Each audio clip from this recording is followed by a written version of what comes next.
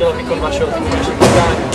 Ten výkon dneska rozhodně nezaslouží pochvalu, byl to jeden z našich nejhorších, takže nemůžu tam najít žádný kody. Bohemians je známá situace, kdy se střídají 3 golmanky, jak cítíte svou momentální pozici? Ty pozice nejsou předem daný, je to vlastně určený tak, že my známe je konkurence a střídáme se zatím pravidelně v každém zápase. Partnerem šumperského florbalu se stala značka Koky. Slyšela jste někdy o této značce, je to výrobce obuvi, po případě líbí se vám? Moc se mi líbí, ale oni jsem neslyšela. Dobře, děkuji. Pane Matouši, první 2 kola vás potkali 2 týdny, jak jste to nadili jejich výkony a jaký je s nimi rozdíl?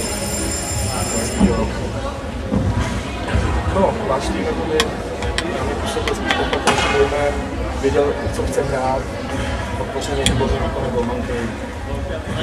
Měli jste šance, což jako zase je na podnešních hráček, tam nehráli lidi. Myslím si, že náš tým je lepší než v dnešním utkání. Splnili vaše závisí všechny pokyny, které před zápasem dostali.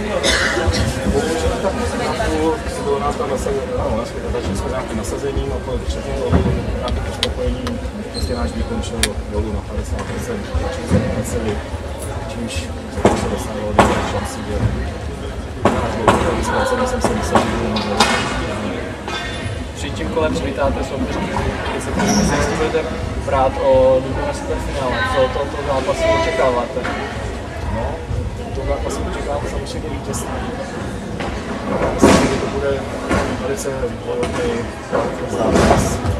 Bude bojovat se kvalita hráčů, stran. Myslím, že diváci se na to těší. Díky.